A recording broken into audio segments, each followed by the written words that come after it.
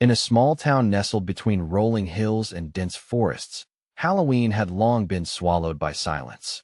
The streets, once alive with laughter and the rustle of costumes, now lay empty each October 31st, as if the night itself held its breath in mourning.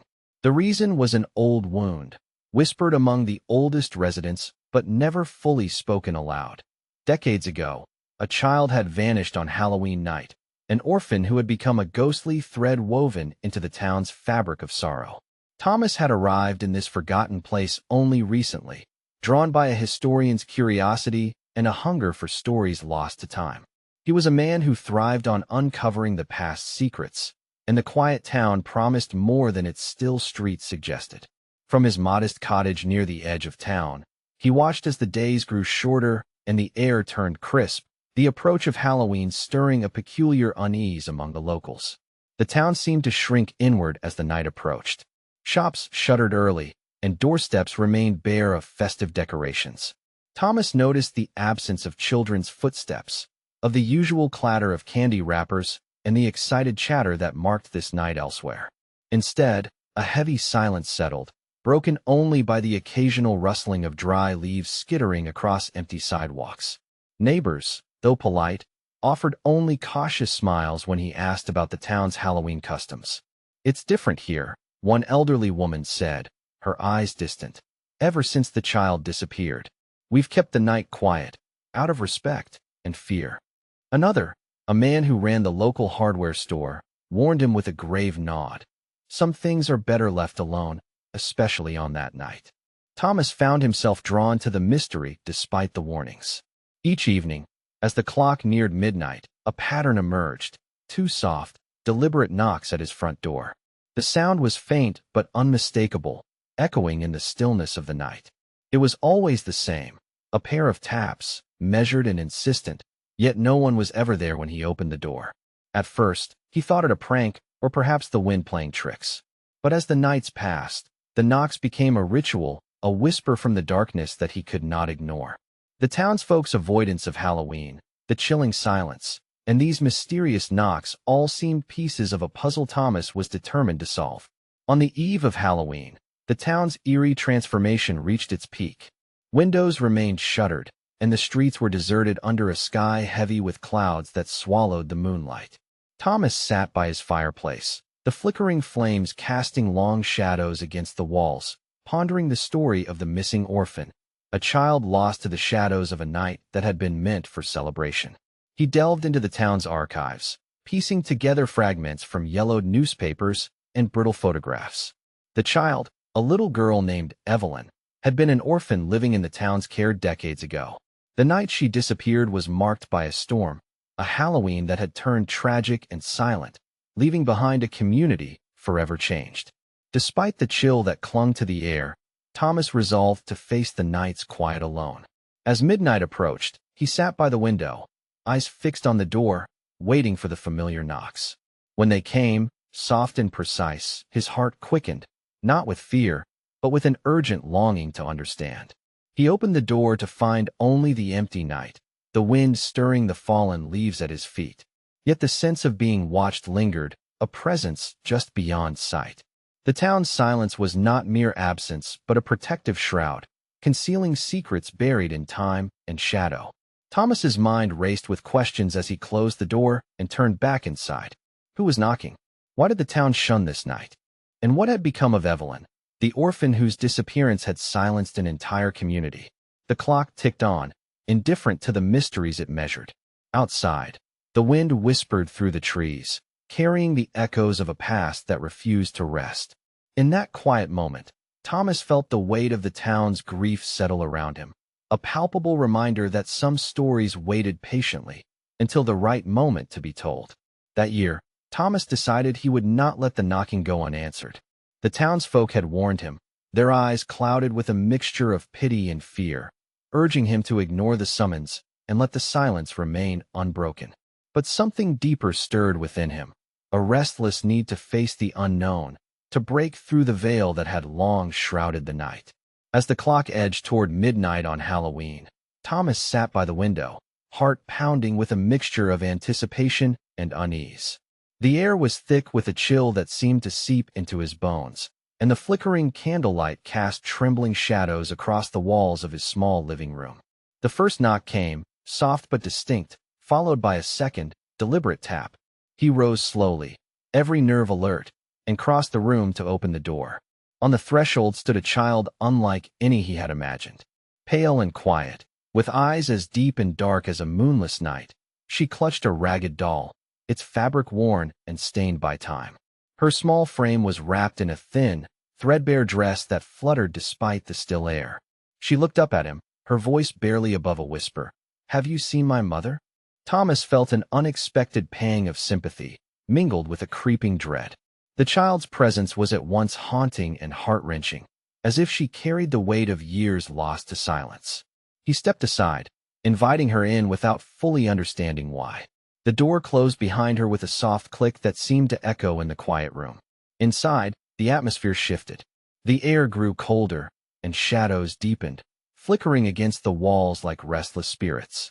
Whispers brushed the edges of Thomas's hearing, indistinct voices weaving through the stillness. A sudden gust extinguished the candles, plunging the room into darkness before the flames rekindled, casting a ghostly glow over the girl's solemn face. Thomas struggled to steady his breath as he noticed the doll in her hands. It was the same one he had seen in a faded photograph tucked away in the town's archives, the doll that had belonged to Evelyn, the orphan lost to the night decades ago. A chill ran down his spine as the pieces began to align, the past reaching out through the fragile figure before him. Curiosity outweighed fear, and Thomas reached for a small, leather-bound journal he kept by the fireplace. The pages were yellowed and brittle, filled with notes he had compiled from his research and the occasional whispered stories shared by wary townspeople. As he flipped through, the child's gaze remained fixed on him, silent but expectant. The journal revealed fragments of Evelyn's story. A girl abandoned and alone, a night of celebration turned to chaos when a storm swept through the town, and the child who vanished without a trace. The community had mourned in silence, their grief a heavy shroud that stifled joy and turned Halloween into a night of fear. As Thomas read aloud, the room seemed to pulse with a strange energy. The whispers grew clearer, voices intertwining into a mournful chorus that spoke of loss and longing. The girl's eyes glistened with unshed tears as she finally spoke again. "They forgot me. They left me behind." The weight of her accusation settled heavily on Thomas. It was not just the town that had forgotten, but history itself, burying Evelyn's story beneath layers of silence and denial. The child's presence was a plea for remembrance, a call to confront the pain that had been swept away in the darkness. Suddenly, the temperature dropped sharply, breath visible in the air as cold drafts swept through the room. Shadows flickered violently, stretching and twisting into shapes that defied logic. Thomas felt a shiver of terror as the walls seemed to close in, the house itself responding to the sorrow that filled the space. Yet within the turmoil, there was a fragile thread of hope. The child's eyes held a spark of trust as Thomas reached out to gently take her hand. "I remember," he whispered, his voice steady despite the fear. "I will not let you be forgotten." The night stretched on, time dissolving into an endless moment where past and present converged. Thomas knew that this encounter was but the beginning, an invitation to unravel the mysteries that haunted the town and to give voice to the silence that had endured for too long. As dawn approached, the child remained by his side, a silent companion woven from grief and the flickering light of remembrance. Outside, the first rays of morning crept over the horizon, casting pale light on the empty streets and shuttered windows. Thomas stood at the threshold once more, the journal clutched tightly in his hand, eyes lingering on the lingering imprint of a story waiting to be told. The knocks had led him to a truth buried beneath fear and forgetfulness, a truth that demanded to be heard, no matter the cost. The first light of dawn spilled weakly through the curtains, casting pale hues over the quiet room where Thomas and the child had spent the long night. She sat silently by the window, her gaze fixed on the awakening town outside, a fragile silhouette against the growing light. The air remained thick with the residue of sorrow and unspoken truths, as if the night's revelations had woven an invisible thread between past and present. The child, Evelyn, turned her eyes toward Thomas, her voice barely a whisper but carrying the weight of decades.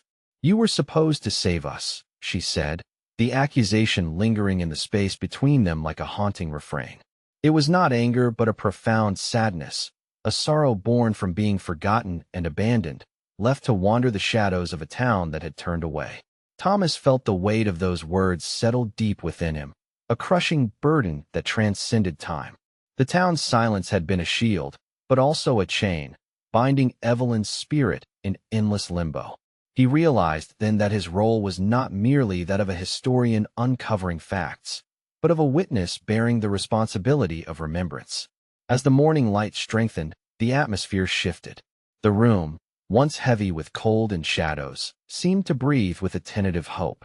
Yet, when Thomas glanced back toward the spot where Evelyn had been sitting moments before, she was gone.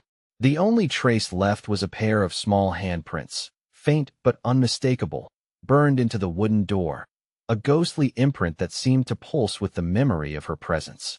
Thomas stepped outside, the cool morning air brushing against his face, carrying the distant sounds of a town slowly rousing from its long-held silence.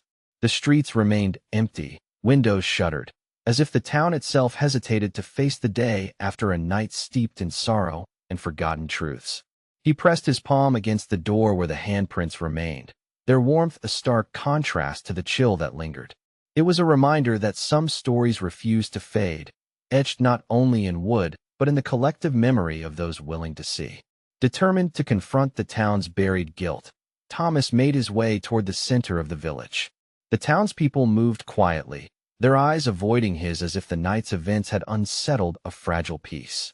Yet, beneath their silence, he sensed a shared understanding, a recognition that the past could no longer be ignored. At the old orphanage, now long abandoned and crumbling with age, Thomas paused. The building stood as a monument to forgotten lives, its windows dark and empty like hollow eyes staring into the past. He entered cautiously, the air heavy with dust and echoes. Among the scattered remnants of a life once lived, he found a hidden compartment in a floorboard, revealing a small, weathered journal, the final piece of Evelyn's story. Within its fragile pages was a confession, a plea for salvation penned by a caretaker who had failed the children in their care. The journal spoke of neglect and fear, of a desperate attempt to hide the truth from a town unwilling to face its own shadows. Evelyn's disappearance was no accident, but a tragedy born from the very silence that had enveloped the town for so long. Thomas read aloud the words that had remained locked away, his voice steady but filled with the sorrow of revelation. As he spoke, the house seemed to listen, the air stirring with unseen breath. The ghosts of the past, long restrained, seemed to gather in the corners, their presence palpable but not malevolent, more a yearning for acknowledgement than vengeance. Returning to the street, Thomas understood that the town's healing would demand more than uncovering truths. It required an act of collective remembrance and acceptance. The knock at his door was not just a summons from a restless spirit, but a call to awaken a community from its self-imposed exile. As the day unfolded, Thomas found himself at the heart of a quiet reckoning.